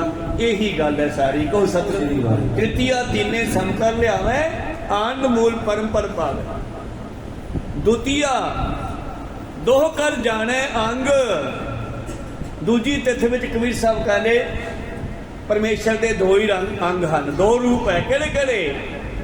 ਦੁਤੀਆ ਦੋ ਕਰ ਜਾਣੇ ਅੰਗ, ਮਾਇਆ ਬ੍ਰਹਮ ਰਮੈ ਸਭ ਸੰਗ। ਮਾਇਆ ਬਾਡੀ ਹੈ ਤੇ ਬ੍ਰਹਮ ਵਿੱਚ ਬੋਲਦਾ। ਜਦ ਬ੍ਰਹਮ ਨਿਕਲ ਗਿਆ ਬਾਡੀ ਕੱਲੀ ਰਹਿ ਜੂ, ਇਹ ਮਿੱਟੀ 'ਚ ਮਿਲ ਜੂਗੀ। ਇਹ ਉਹਨਾਂ ਚਿਰ ਹੀ ਸਰੀਰ ਹੈ ਜਿੰਨਾ ਚਿਰ ਇਹਦੇ ਵਿੱਚ ਬੋਲਣ ਵਾਲਾ ਬੈਠਾ। ਦੁਤੀਆ ਦੋ ਕਰ ਜਾਣੇ ਅੰਗ, ਮਾਇਆ ਬ੍ਰਹਮ ਰਮੈ ਸਭ ਸੰਗ। ਫਿਰ ਮਹਾਰਾਜ ਅਸੀਂ ਕਿਹਨੂੰ ਫੜਨਾ? ਬ੍ਰਹਮ ਨੂੰ ਕਿ ਮਾਇਆ ਨੂੰ? ਕਹਿੰਦੀ ਅਸੀਂ ਉਹਨੂੰ ਫੜਨਾ ਜਿਹੜਾ ਵਾਧਾ ਘਟਦਾ ਨਹੀਂ। ਸਰੀਰ ਤਾਂ ਵਾਧਾ ਘਟਦਾ। ਕਹੋ ਸਤਿਨਾਮ। ਇੱਕ ਸਵਾਸ ਹੈ, ਜਿੱਦਣ ਦਾ ਜਨਮ ਲਿਆ ਆਪਾਂ ਮੌਤ ਤੱਕ ਬਰਾਬਰ ਹੀ ਚੱਲੀ ਜਾਵੇਗਾ, ਇਹ ਵਾਧਾ ਘਟਦਾ ਨਹੀਂ। ਕਹੋ ਸਤਿਨਾਮ। ਤਾਂ ਫਿਰ ਕਿਹਨੂੰ ਫੜਨਾ ਹੈ? ਦੁਤੀਆ ਦੋ ਕਰ ਜਾਣਾ ਅੰਗ, ਮਾਇਆ ਬ੍ਰਹਮ ਰਮੈ ਸਭ ਸੰਗ। ਨਾ ਉਹ ਵੜੇ ਨਾ ਘਟਦਾ ਜਾਏ, ਆਦਿ ਪੁਰਖ ਮੈਂ ਰਹਿ ਸਮਾਏ। ਜਦ ਉਹਦੇ ਨਾਲ ਜੁੜ ਗਿਆ ਫਿਰ ਤੂੰ ਪਰਮੇਸ਼ਰ 'ਚ ਮਿਲ ਜਾਏਗਾ। ਜਿਵੇਂ ਅਸਮਾਨ ਕੇ ਸਮਸਤ ਬੀਚ ਏਕ ਜੋਤ ਹੈ, ਨਾ ਬਾਧ ਹੈ ਨਾ ਘਾਟ ਹੈ, ਨਾ ਘਾਟ ਬਾਦ ਹੋਤ ਹੈ। ਕਹੋ ਸਤਿਨਾਮ। ਜੋ ਉਹਦੇ ਵਿੱਚ ਮਿਲਣਾ ਤੇ ਉਸ ਨੂੰ ਫੜਦਾ, ਮਾਇਆ ਨੂੰ ਛੱਡ ਦੇ। ਹੈ ਦੋ ਰੂਪ, ਪਰ ਆਪਾਂ ਨਿਰਗੁਣ ਨੂੰ ਫੜਨਾ ਹੈ। ਅੱਗੇ ਚੱਲੀਏ। ਮੇਰੇ ਪ੍ਰੀਤਮ ਜੀ ਕਹਿੰਦੇ याते सीता या राम, न तीसर को चीनो नाम। ਬਸ ਇਹ ਦੁਨੀਆ ਦੇ ਦੋ ਹੀ ਰੂਪ ਹੈ, ਜਾਂ ਪਰਮੇਸ਼ਰ ਹੈ, ਜਾਂ ਆਤਮਾ ਹੈ, ਜਾਂ ਰਾਮ ਹੈ, ਜਾਂ ਸੀਤਾ ਹੈ। ਤੀਜਾ ਹੈ ਹੀ ਨਹੀਂ ਕੋਈ। सत्य सत्य तुम गिरा लाई, अपने निकट रखो रघुराई। ਮਿਰਦਲ ਬੈਨ ਸੁਣ ਕੇ ਹਨੂਮਾਨਾ, ਮਿੱਠੇ ਬਚਨ ਸੁਣ ਕੇ ਬਾਬੇ ਨਾਨਕ ਦੇ, ਪਰ ਸਾਹਮਣੇ ਬੈਠਿਆ ਰਾਮਚੰਦਰ ਦਾ ਰੂਪ ਧਾਰ ਕੇ। ਬੜੇ ਗੌਰ ਨਾਲ ਸੁਣੀਆਂ ਗੱਲਾਂ। ਪ੍ਰੇਮ ਮਗਨ ਹਿਰਦੇ ਹਰ ਖਾਨਾ। ਕਹਿੰਦਾ ਜੀ ਗੱਲ ਤੁਹਾਡੀ ਸਹੀ ਆ, ਠੀਕ ਆ, ਮੈਂ ਸਾਰਿਆਂ ਵਿੱਚ ਹੀ ਤੁਹਾਨੂੰ ਦੇਖ ਲੈਣਾ ਰਾਮ ਸੀਤਾ ਨੂੰ। वृद्धन बाणा सुन के हनुमाना, प्रेम मगन हृदय हर खाना। ਬਹੁਤ ਖੁਸ਼ ਹੋਇਆ ਹਨੂਮਾਨ। सत्य सत्य तुम गिरा लाई, अपने निकट रखो रघुराई। ਔਰ ਮੈਨੂੰ ਆਪਦੇ ਚਰਨਾਂ 'ਚ ਹੀ ਰੱਖੋ। ਮਾਰਾ ਗੱਲ ਤੁਹਾਡੀ ਸੱਤ ਹੈ। राम बेक श्री नानक कहा, कथा कीर्तन होत जहाँ। ਉਸੇ ਰਾਮ ਦੇ ਹੀ ਸਰੂਪ ਵਿੱਚ ਸਾਰੀ ਗਿਆਨ ਦਿੱਤਾ, ਕਿਉਂਕਿ ਹਨੂਮਾਨ ਦਾ ਜਿਹੜਾ ਹੈ ਭਾਵਨਾ ਉਹ ਵੀ ਨਹੀਂ ਤੋੜਦੇ। ਜੇ ਵਿਚਾਲੇ ਜਾ ਕੇ ਆਪਣਾ ਸਰੀਰ ਪਲਟ ਲੈਣ ਤਾਂ ਫਿਰ ਕੋ ਮੇਰੇ ਧੋਖਾ ਕਰਤਾ। ਤੂੰ ਕੌਣ ਸੀਗਾ? ਰਾਮ ਦਾ ਰੂਪ ਧਾਰ ਕੇ ਵੇਖ। ਇਸ ਕਰਕੇ ਰਾਮ ਦੇ ਰੂਪ ਵਿੱਚ ਹੀ ਉਹਨੂੰ ਗਿਆਨ ਦਿੱਤਾ। ਔਰ ਫਿਰ ਕਹਿੰਦੇ ਜਿੱਥੇ ਕਥਾ ਕੀਰਤਨ ਹੋਵੇ ਉੱਥੇ ਜਾਇਆ ਕਰ। ਹੁਣ ਰਾਵਣ ਨਹੀਂ ਉੱਠਦਾ, ਉਹ ਨੱਪਦਾ। ਪਰ ਰਾਵਣ ਹਰ ਸਾਲ ਸਾੜਦੇ ਆ ਆਪਾਂ। ਰਾਵਣ ਦਾ ਪੁਤਲੇ ਬਣਾ ਕੇ ਸਾੜਦੇ ਆ ਦੀਵਾਲੀ ਤੇ। ਪਰ ਕੀ ਆਪਾਂ ਰਾਵਣ ਖਤਮ ਕਰ ਲਿਆ ਕੌਣ ਸਭ। ਸ੍ਰੀ ਵਾਹਿਗੁਰੂ। ਉਹ ਤਾਂ ਇੱਕੋ ਸੀਤਾ ਚੱਕ ਕੇ ਲਗਿਆ ਸੀ ਰਾਵਣ ਤਾਂ, ਪਰ ਹੁਣ ਕਿੰਨੇ ਰਾਵਣ ਹੈ ਤੇ ਕਿੰਨੀਆਂ ਸੀਤਾਵਾਂ ਦੀ ਬੇਅਦਬੀ ਹੁੰਦੀ ਆ ਕੌਣ ਸਭ। ਕਿੰਨੀਆਂ ਇਸਤਰੀਆਂ ਦੀ ਬੇਅਦਬੀ ਹੁੰਦੀ ਆ, ਇਹ ਰਾਵਣ ਕੋਲੋਂ ਮਾਰਨੇ ਆ। ਬੰਦਾ ਆਪਣੇ ਅੰਦਰਲੇ ਰਾਵਣ ਨੂੰ ਮਾਰ ਲੇ, ਹਰੇਕ ਬੰਦਾ ਆਪਣੇ ਆਪ ਨੂੰ ਸੁਧਾਰ ਲੇ, ਦੁਨੀਆ ਆਪੇ ਸੁਧਰ ਜੂਗੀ ਸਾਰੀ ਕੌਣ ਸਭ। ਸ੍ਰੀ ਵਾਹਿਗੁਰੂ। ਅਸੀਂ ਦੂਜੇ ਨੂੰ ਸੁਧਾਰਨ ਦੀ ਗੱਲ ਛੱਡੋ, ਬੰਦੇ ਖੋਜ ਦਿਨ ਹਰ ਰੋਜ਼ ਨਾ ਫਿਰ ਪਰੇਸ਼ਾਨੀ ਮਾਹੇ। ਤਾਂ ਪਾਤਸ਼ਾਹ ਕਹਿੰਦੇ ਜਿੱਥੇ ਕਥਾ ਕੀਰਤਨ ਹੋਵੇ ਉੱਥੇ ਜਾਇਆ ਕਰ। ਦੋਹਰਾ ਕਹਾ ਬਸਤ ਹੋ ਮੈਂ ਸਦਾ, ਸੁਨੋ ਪ੍ਰੀਤ ਕਰ ਜਾਏ। ਮੈਂ ਕਥਾ ਕੀਰਤਨ ਵਿੱਚ ਰਹਿੰਦਾ ਹਾਂ, ਤੂੰ ਪ੍ਰੇਮ ਨਾਲ ਕਥਾ ਕੀਰਤਨ ਸੁਣਿਆ ਕਰ। ਨਿਕਟ ਰਹਿਣ ਫਲ ਹੋਤ ਹੈ, ਸਤ ਸੰਗਤ ਮਨ ਲਾਏ। ਸੰਗਤ ਵਿੱਚ ਜਾ ਕੇ ਮਨ ਲਾਈਏ, ਚਿੱਤ ਲਾਈਏ ਤਾਂ ਓਨਾ ਹੀ ਫਲ ਮਿਲਦਾ ਜਿੰਨਾ ਅਸੀਂ ਗੁਰੂ ਦੇ ਕੋਲ ਬੈਠੇ ਹੋਈਏ। ਕਿਉਂਕਿ ਵਿੱਚ ਸੰਗਤ ਹਰ ਪ੍ਰਭ ਵਸੈ ਜੀਓ, ਨਾਰਦ ਮੁਨੀ ਚੱਕੀ ਬੀਣਾ। ਸਾਰਾ ਦਿਨ ਲੱਭਦਾ ਫਿਰਿਆ, ਥੱਕ ਹਾਰ ਕੇ ਇੱਕ ਦਰਖਤ ਹੇਠਾਂ ਬਹਿ ਗਿਆ, ਬੀਣਾ ਵਜਾ ਕੇ ਕੀਰਤਨ ਕਰਨ ਲੱਗਿਆ। ਸਾਹਮਣੇ ਪਰਮੇਸ਼ਰ ਪ੍ਰਗਟ ਹੋ ਗਏ। ਮਹਾਰਾਜ ਤੁਸੀਂ ਕਿੱਥੇ ਰਹਿੰਦੇ ਹੋ? ਕਹਿੰਦੇ ਕਿਉਂ? ਮੈਂ ਤੁਹਾਨੂੰ ਤੜਕੇ ਦਾ ਲੱਭਦਾ ਫਿਰਦਾ। ਕਿੱਥੇ ਲੱਭਿਆ ਮੈਨੂੰ? ਕਹਿੰਦੇ ਮਹਾਰਾਜ ਕਿੱਥੇ ਨਹੀਂ ਲੱਭਿਆ ਮੈਂ ਤੁਹਾਨੂੰ, ਪਹਾੜਾਂ ਦੀਆਂ ਕੰਦਰਾਂ 'ਚ, ਦਰਿਆਵਾਂ ਦੇ ਕਿਨਾਰੇ, ਤੀਰਥਾਂ ਦੇ ਕਿਨਾਰੇ, ਮੈਨੂੰ ਕਿਤੇ ਨਹੀਂ ਮਿਲੇ। ਤੇ ਪਰਮੇਸ਼ਰ ਦਾ ਕੀ ਜਵਾਬ ਸੀ? ਕਹਿੰਦੇ ਨਾਰਦ ਮੁਨੀ ਉੱਥੇ ਜੰਗਲਾਂ 'ਚ ਮੇਰਾ ਕੀ ਕੰਮ ਹੈ ਭਲਾ? ਨਿਜ ਘਰ ਮੇਰੋ ਨਿਜ ਰੂਪ ਹੈ, ਸਾਧ ਸੰਗਤ ਨਾਰਦ ਮੁਨ। ਉਹ ਮੈਂ ਤਾਂ ਉੱਥੇ ਰਹਿਣਾ ਜਿੱਥੇ ਮੇਰੀ ਸਿਫਤ ਹੁੰਦੀ ਆ। ਆ ਦੇਖ ਤੂੰ ਬੀਨਾ ਵਜਾ ਕੇ ਸਿਫਤ ਕੀਤੀ, ਮੈਂ ਤੇਰੇ ਕੋਲੇ ਆ ਗਿਆ ਕੌਣ ਸਤਨਾਮ। ਤੂੰ ਮੈਨੂੰ ਜੰਗਲਾਂ ਲੱਭਦਾ ਫਿਰਦਾ। ਕਾਹੇ ਰੇ ਬਣ ਖੋਜਣ ਜਾਹੀ, ਸਰਬ ਨਿਵਾਸੀ ਸਦਾ ਅਲੇਪਾ, ਤੋਹੀ ਸੰਗ ਸਮਾਹੀ। ਪੋਪ ਮਦ ਜੋ ਬਾਸ ਵਸਤਾ, ਮੁਕਰਮਾ ਜੈਸੇ ਸ਼ਾਹੀ ਤੈਸੇ ਹੀ ਹਰ ਬਸੈ ਨਿਰੰਤਰ। ਘਾਟੀ ਖੋਜੋ ਭਾਈ ਨਾਰਦ ਮੁਨੀ, ਮੈਂ ਜੰਗਲਾਂ 'ਚ ਰਹਿੰਦਾ। ਇਹ ਦੁਨੀਆ ਕੁਰਾਹੇ ਪਈ ਹੋਈ ਆ, ਮੈਂ ਤਾਂ ਉੱਥੇ ਰਹਿਣਾ ਜਿੱਥੇ ਸਤਸੰਗ ਹੁੰਦੀ ਆ। ਗੁਰੂ ਨਾਨਕ ਜੀ ਕਹਿੰਦੇ ਹਨੂਮਾਨ ਸਤਸੰਗ ਜਾ ਕੇ ਬੈਠਣਾ ਵੀ ਮੇਰੇ ਕੋਲ ਬੈਠਣ ਦਾ ਹੀ ਫਲ ਹੈ। ਚੌਪਈ ਅਬ ਤੁਮ ਜਾਵੋ ਜੈ ਕੇ ਆਇਓ, ਬੰਦਰ ਕਰ ਹਨੂਮਾਨ ਸਿਧਾਇਓ। ਕਹਿੰਦਾ ਫਿਰ ਸ਼ਾਬਾਸ਼ ਹੈ, ਬਹੁਤ ਸਿਆਣਾ ਤੂੰ, ਜਾ ਹੁਣ ਚਲਿਆ ਜਾ ਜਿੱਥੋਂ ਆਇਆ। ਜੈ ਰਾਵਣ ਕੀ ਚਿਖਾ ਵਿਸਾਦਾ, ਤਾਂ ਜਾਏ ਪਹੁੰਚੋ ਤਤਕਾਲਾ। ਹਨੂਮਾਨ ਉੱਥੋਂ ਉੱਠ ਕੇ ਉੱਥੇ ਆਪਣੀ ਡਿਊਟੀ ਤੇ ਚਲਾ ਗਿਆ। ਕਹਿੰਦਾ ਹੰਕਾਰ ਨਹੀਂ ਉੱਠਣ ਦੇਣਾ, ਰਾਵਣ ਨਹੀਂ ਉੱਠਣ ਦੇਣਾ, ਮਸਾ ਮਾਰਿਆ। ਕਥਾ ਕੀਰਤਨ ਜੈ ਜੈ ਹੋਏ, ਦੂਸਰ ਤਨ ਤਰ ਸੁਨਹਿ ਸੋਏ। ਤੋ ਅੱਜ ਵੀ ਉਹ ਹਨੂਮਾਨ ਤੁਹਾਡੇ ਸਰੂਪ ਦੇ ਵਿੱਚ, ਸੰਗਤਾਂ ਦੇ ਰੂਪ ਦੇ ਵਿੱਚ ਜਿੱਥੇ ਕਥਾ ਕੀਰਤਨ ਹੁੰਦੀ ਹੈ ਉੱਥੇ ਜਾਂਦਾ ਹੈ। ਕਿਉਂਕਿ ਉਹਨਾਂ ਨੇ ਪਵਨ ਪੁੱਤਰ ਕਿਹਾ, ਗੁਰੂ ਸਾਹਿਬ ਨੇ ਪਵਨ ਗੁਰੂ ਕਿਹਾ, ਤੇ ਇਹ ਹੈ ਸ਼ਬਦ, ਤੇ ਸ਼ਬਦ ਸਾਡੇ ਸਾਰਿਆਂ ਦੇ ਵਿੱਚ ਹੀ ਵਸਿਆ ਹੋਇਆ। ਕੌਣ ਸਭ ਸ੍ਰੀ ਵਾਹਿਗੁਰੂ। ਪਰਮੇਸ਼ਰ ਸ਼ਬਦ ਸਰੂਪ ਹੈ, ਗਿਆਨ ਸਰੂਪ ਹੈ। ਜੋ ਗੁਰੂ ਪਿਆਰੂ ਵਿੱਚ ਸੰਗਤ ਆਤਮਾ ਵਸੇ ਜੀਓ। ਕਿਤੇ ਸੰਸਾਰ ਬੌਲਾ ਕਮਲਾ ਹੈ, ਉੱਥੇ ਗੁਪਤ ਹੈ ਸ਼ਬਦ, ਕਿਤੇ ਪ੍ਰਗਟ ਹੋ ਗਿਆ। ਕਹੂੰ ਫੂਲ ਰਾਜਾ ਬੈਠਾ, ਕਹੂੰ ਸਿਮਟ ਭਇਓ ਸ਼ੰਕਰ ਕੈਠਾ। ਕਿਤੇ ਗੁਪਤ ਹੈ, ਕਿਤੇ ਪ੍ਰਗਟ ਹੈ ਹਰ ਥਾਂ ਤੇ। ਨਿਜ ਸਰੂਪ ਸ਼੍ਰੀ ਨਾਨਕ ਦੀਨੋ, ਮੈਂ ਮਰਦਾਨਾ ਬੈਠੋ ਦੀਨੋ। ਹਨੂਮਾਨ ਨੂੰ ਭੇਜ ਕੇ ਫਿਰ ਪਾਤਸ਼ਾਹ ਆਪਣੇ ਅਸਲੀ ਰੂਪ ਵਿੱਚ ਆ ਗਏ। ਨਾਨਕ ਦੀ ਨਾਨਕ ਬਣ ਕੇ ਬਾਲੇ ਨੂੰ ਬਾਲਾ ਤੇ ਮਰਦਾਨੇ ਨੂੰ ਮਰਦਾਨਾ ਬਣਾ ਦਿੱਤਾ ਹੈ। ਦੋਹਰਾ ਬਿਦਾ ਬਿਭੀਖਣ ਤੇ ਪਏ, ਚਲੇ ਅਪਰ ਸਥਾਨ। ਇੱਥੋਂ ਫਿਰ ਚਾਲੇ ਪਾਤੇ, ਚੱਲ ਭਾਈ ਮਰਦਾਨੀਆਂ ਚੱਲੀਏ ਹੁਣ, ਚੰਗਾ ਵਪੀਖਣ ਆ ਗਿਆ ਦੇ, ਫਿਰ ਹੁਣ ਚੱਲਦੇ ਆ। ਕਰ ਸੰਤੋਖ ਸਿੰਘ ਬੰਦਨਾ, ਪੂਰਨ ਧਿਆਏ ਪਛਾਨ। ਐਸੇ ਸਤਿਗੁਰਾਂ ਨੂੰ ਸੰਤੋਖ ਸਿੰਘ ਵੀ ਨਮਸਕਾਰ ਕਰਦਾ ਹੈ। ਇਹ ਧਿਆਇਆ ਪੂਰਨ ਹੋਇਆ, ਅਗਲੀ ਸਾਖੀ ਚੱਲਦੀ ਹੈ। ਦੋਹਰਾ ਤੁਮ ਅਗਿਆਨ ਵਿਨਾਸ਼ਨੀ, ਦੇਤ ਗਿਆਨ ਉਰਨੈਨ। ਤਮ ਅਗਿਆਨ ਵਿਨਾਸ਼ਨੀ, ਗੁਰੂ ਦਾ ਗਿਆਨ ਜਿਹੜਾ ਹੈ ਨਾ, ਇਹ ਸਾਡੇ ਅਗਿਆਨਤਾ ਦੇ ਹਨੇਰੇ ਨੂੰ ਵਿਨਾਸ਼ ਕਰਕੇ ਗਿਆਨ ਦਾ ਚਾਨਣ ਸਾਡੀਆਂ ਅੱਖਾਂ, ਹਿਰਦੇ ਦੀਆਂ ਅੱਖਾਂ ਵਿੱਚੋਂ ਹਨੇਰਾ ਭਾਵ ਅਗਿਆਨਤਾ ਦੂਰ ਕਰਨ ਵਾਲਾ ਹੈ। ਸ੍ਰੀ ਸਰਸਵਤੀ ਸੁਮਤ ਦਾ, ਜੈ ਜੈ ਬਸੀਏ ਬੈਨ। ਭਾਈ ਸੰਤੋਖ ਸਿੰਘ ਕਵੀ ਹੈ ਤੇ ਕਵੀ ਸਰਸਵਤੀ ਦੇਵੀ ਨੂੰ ਆਪਣੀ ਗਿਆਨ ਦੀ ਦੇਵੀ ਮੰਨਦੇ ਆ।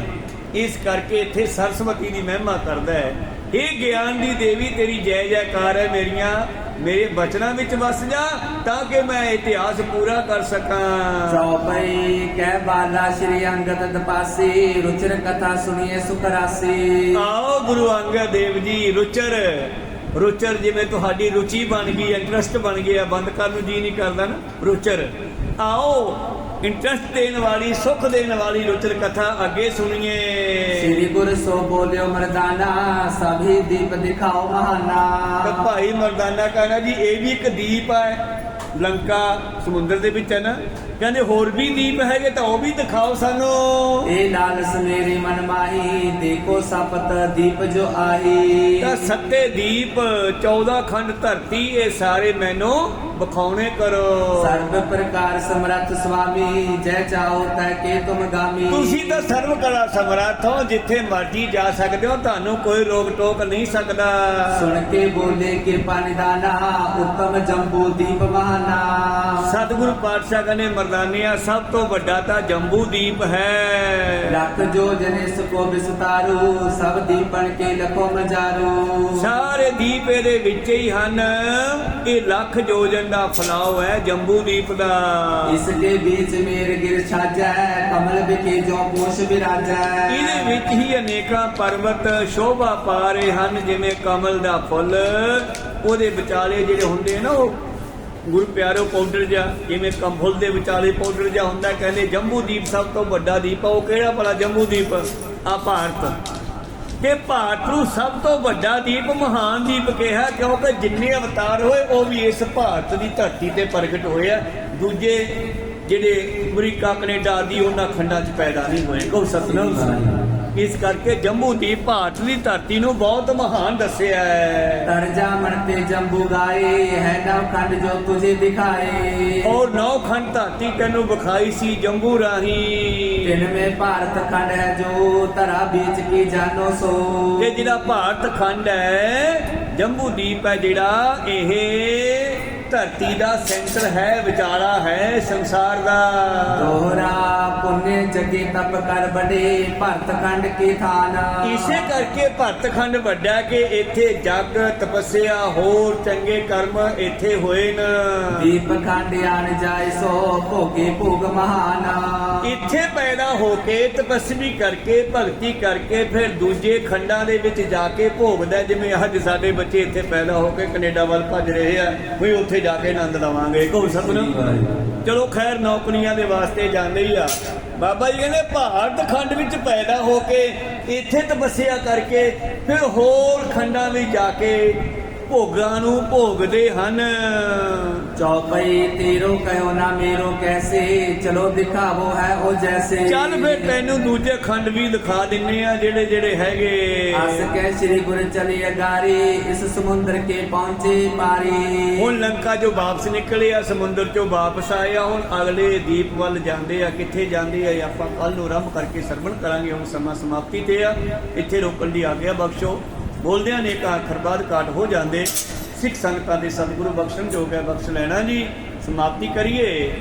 हे अच्युत हे पार ब्रह्म अविनाशी अविनाश हे पूरन हे सर्वमय पंजन गुणतास।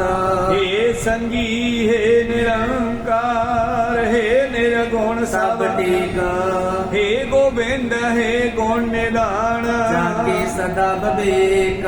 हे अपरंपर हर हरे भी हो बनहार। हे संत कै सदा संग तारा आधार। हे ठाकुर हौंदा सरो मैं निर्गुण गुण नहीं कोई। नानक दीचै नाम दान राखो ये परोए। आए प्रभ शरणागति कृपा नित दयाल। एक अखर हर मन बसत नानक होत निहाल। एक ओंकारा सतगुरु तेरे प्रसाद सच हुए। वाहिगुरु जी की फतेह विघ्न है विनाशन सोए।